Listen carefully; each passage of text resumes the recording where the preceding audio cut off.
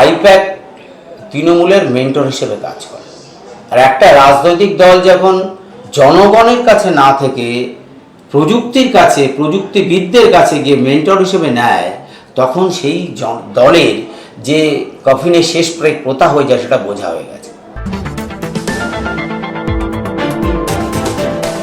তা আইপ্যাক তৃণমূলকে সমস্ত দিক থেকে মেনটেন করে। তৃণমূলের কাছে আইপ্যাকের কাছে টাকা দিলে বলে প্রার্থী হওয়া যায়, আমি বলিনি। তৃণমূলের যারা প্রার্থী হয়নি বিধায়করা রাস্তায় দাঁড়িয়ে বলেছে যে আমি টাকা দিতে পারিনি 5 কোটি, তার জন্য প্রার্থী হতে পারিনি।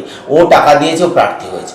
তো এটা তো আইপ্যাকের কাছে টাকা পৌঁছে দিলে প্রার্থী হওয়া যায়, তৃণমূলের বিধায়করাই বলছেন, বিধায়করাই বলছেন। অনেক বিধায়ক বলছেন আমি টাকা দিয়ে প্রার্থী হয়েছি, 5 কোটি দিয়ে এসেছি, তারপরে 5 কোটি দিয়েছি, পরে কী করবো, আগে প্রার্থী হয়েছি, জিতি, তারপরে টাকা তুলব। স্বাভাবিকভাবে এক্ষেত্রে আইপ্যাকের একটা পুরো আইপ্যাক যে তৃণমূলকে পরিচালনা করে এই ব্যাপারে কোনো সন্দেহ নেই।